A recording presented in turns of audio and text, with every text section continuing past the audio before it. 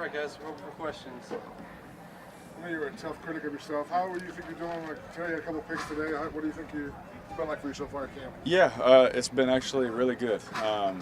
We have a system of how we chart things since I've been with Coach Downing. Every camp, every OTA, all those things, and I've progressed. The percentage that I've progressed from last year to this year are just like, it's awesome, and I want to always stay on that trend. Now, that kind of stuff, that's going to happen. TJ made a great jump. He read the play and he jumped it. I mean, that kind of stuff's going to happen. As long as I'm going to the right place with the ball, I'll be okay. But if I'm making dumb decisions, then I'll be mad. But as long as we're going in the right direction, which, based on the charts we are, that lets me know, okay, I'm doing the right things in the off season. I'm doing the right things, film study wise, and so on and so forth. But I got to make those better. Absolutely. We talk about the progressing. Is it more about decision making that's been better, accuracy, or something else? Both. Decision making, accuracy. Just giving guys catchable balls. That's always the main thing. And that's a wide range of things. It's not throwing a heater and bouncing off the running back's chest or too high or those kind of things. It's just knowing the game and knowing who can do what. And obviously that takes time. But the big thing for me is we have an accuracy percentage that we go off of, and I just always want to make sure that number is always going up. And that comes from footwork, that comes from timing, and all those things. In your system, can you throw a ball that's caught but still be an inaccurate pass by your standards? It'll be a completion, but it won't be a 2. A 2 is a perfect ball. A 0 means bad throw, incomplete, and it was incomplete because of the throw. And a 1 is, it's catchable, but we could have better. Yeah. Yep. So that's the chart, that's what constitutes it, those types of numbers? Yeah, that's it. Yep. You had a nice crowd for a Wednesday morning. Yeah. Have you noticed any type of difference in the fanfare this spring training as opposed to years past? It's no surprise. It always makes me wonder, how do they get out of work, get over here, but that's our fans, man. They're loyal, they're here. And that's why we love them. That's why we love playing for them. But it's I can't say it's a surprise because that's what we expect. Derek, you've always been a hungry guy, play with an edge, but in what ways did that just reach a different level after Christmas Eve? Yeah, no doubt. Like you said, I've always been someone that is so competitive, so passionate when I play. But when I broke my ankle, I think we talked about it last time, it made me realize just how thankful I am. And I'm a pretty thankful guy. But it made me realize how thankful I am, not for the football stuff, but to be able to walk my kids and put them in bed. To be able to, have my son, bump his knee and I can go walk over and pick him up, because there were times when I broke my ankle, he'd fall down or do something and I couldn't get there, And so that's the stuff I'm thankful for. Now to be back out here going into our first preseason game, it's just like, I'm just having so much fun. That's all I've tried to do this camp. Honestly, my main focus every day is coming out here is just have fun, because like everyone knows, it can go just like that. Derek, will you talk about the connection you're building with Jared Cook? Yes. It's fun. He's a guy that creates the biggest mismatches, because safeties typically aren't fast enough and good enough cover guys, and linebackers are too slow, and you can't put a corner on him because he can just muscle you out of the way. He's an amazing matchup to have, especially complementary once we get all of our pieces out there. I don't know the last time we've had a practice where all of our offense is really playing together. So once we're all out there and rolling together, that's going to be fun to see how much of a mismatch he is then. What does it do for the offense as a whole when you have that mismatch with him? Oh man, it takes a lot of pressure off Crab. Takes a lot of pressure off Coop. And it makes people decide who do they want in the football game. Do they want a safety playing linebacker? Do they want another DB? Do they just want to zone it off? What do they want to do? And so the type of personnel that we have dictates a lot of those things. I'm sure it's not just one factor, but to what do you attribute the progress you've made on Todd's chart? Oh man, goodness, everything. It's a constant work in progress. Like there will never be a time that I stand up here and say, hey man, I'm perfect on the whole thing. Now I'm going to try my best, and he's going to grade me really hard to make sure I don't get there. But with my decisions, my accuracy, my completions, I just want to always make sure that number is going up, and make sure that it gets to a point where we're completing 90% of our passes throughout a whole training camp. anything technique-wise or footwork-wise that you think that has really helped you this season that you focused on?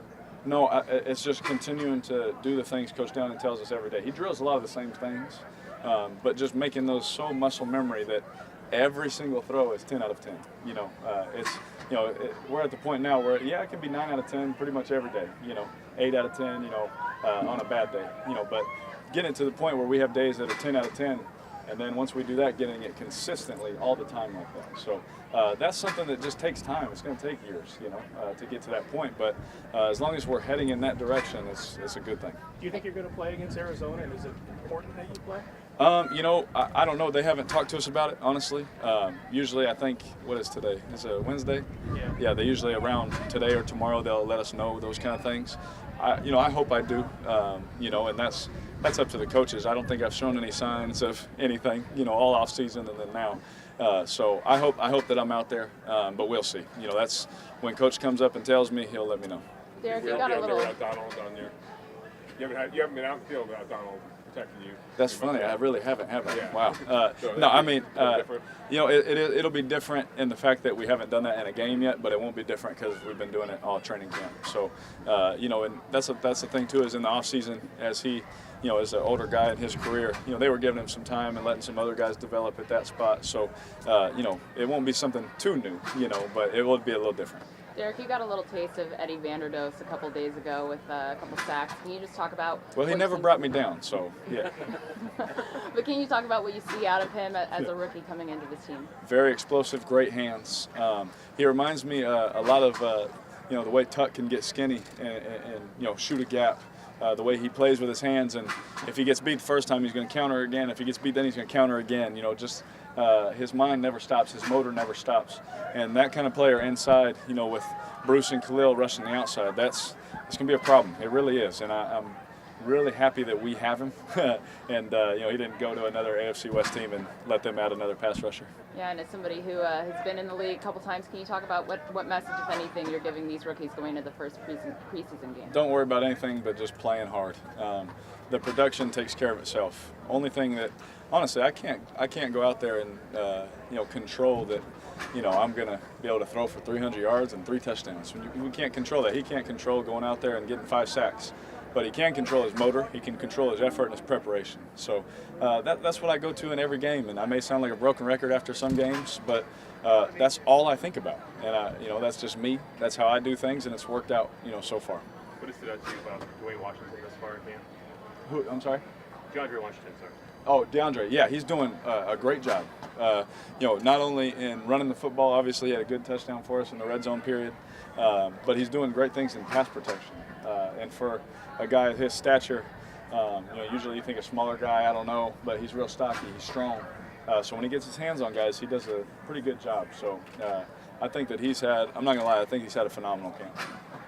What do you see from Cordero Patterson as far as an athlete and what he can add to your offense? Man, fast, super fast, super competitive, and he's fun to be around.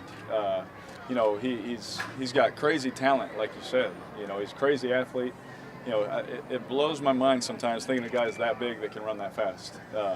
It's really weird. It's not normal. So to add someone like that to the offense is a good thing.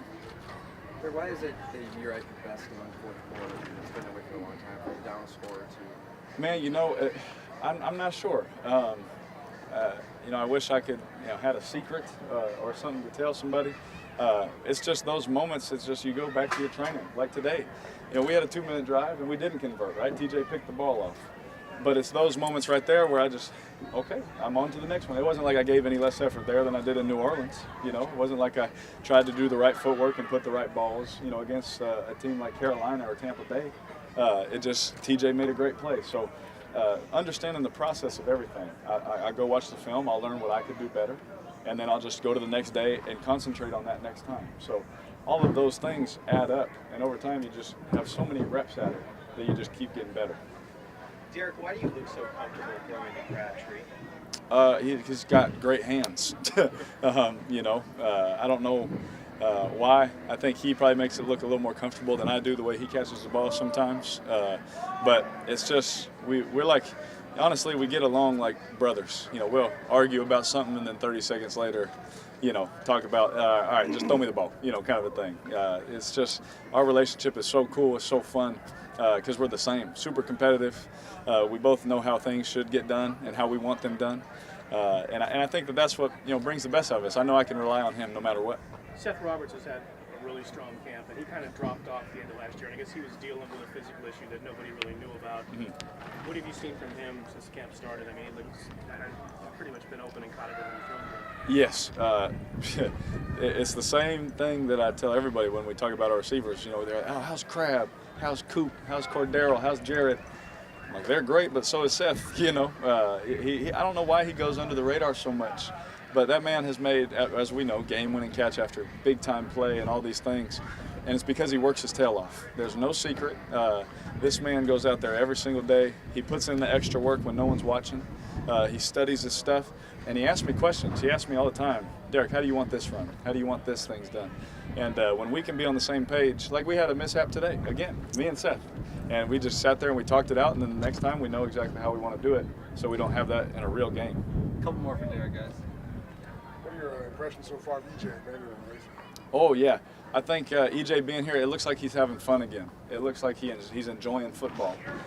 And I don't know how his situation was at his prior stop, but I can tell you he's having fun. And he was a first-round pick for a reason. I mean, we look at the guy, he's like, my goodness, he's huge. He can run. He can throw it a mile. What's the problem? The guy's awesome. So being here with TD, myself, Connor, and Jake, and Nate, we have a great quarterback room. We keep it light. That is one thing. As long as I'm the quarterback, it's always going to be a light room because I want everyone to enjoy what they're doing. Now, we're going to grind. We're going to, I'm going to ask some tough questions and those kind of things. I might ask too many questions, but I think that EJ's sitting in that room and having fun again. And you can see it when he comes out here because he'll complete a ball and you see the fist pump, you see the joy, and that's what it's about. I think that he's just having a good time playing football again with a good group of guys. Derek, obviously no game action yet, but 10 camp practices in. How different does that offensive line feel? 2 new starting tackles. Oh yeah, we got 2 of them, huh? Yeah, no, you guys are on it. That's how much I don't know. I got to do my job. I think that I'm not gonna lie. Those guys have had great camps. I watch them go against Khalil and Bruce, and it doesn't get much harder than that, than those 2, right? You get some guys that are similar, right? But it's not going to be harder, and they're doing a good job. I mean, obviously Khalil and Bruce, they're going to make their plays, but for the most part, they're giving me all the time I need to get the ball out of my hands. And you guys know I'm trying to get the ball out like that. So I think that they've done a phenomenal job. So I really haven't noticed oh my goodness, Bruce is punching me in the back every time. It hasn't been like that. Coaches feel like secondary in terms of communication is further ahead this year than it was at the same time last year. Yeah, it is. I was going to ask you, is that something that you've sensed on the field, you can tell? Yes, honestly, okay, another example is perfect today. That last play where TJ jumped the ball, he wouldn't have jumped that last year. They're recognizing things faster. And that's why I just dropped back and threw it, They wouldn't recognize it that quick. They wouldn't, be on top of their stuff. Sometimes we'd catch them slipping, miscommunicating, and then we'd go. And that's not a fault. That's just them learning how to play together. And that's us on offense. When we would start slow, it was because, oh, you said this. Oh, I thought you meant this. Well, now we know each other. We've had time. We've played games with each other. Same thing with those guys. They've communicated. They talk. They're always together, always communicating. And as you just build that over the years, it's not going to happen like that. It's never going to happen like that. So we have an organization that is very patient. They take their time. They develop us, and they let us grow together. And it's been really well for our secondary because you can see it. They're communicating. They're on top of stuff. They're there on every play, with their hand right there on the receiver. So I think that they're poised to have a really good season. Thank you, guys. Thank you. Derek. Yeah, thank you.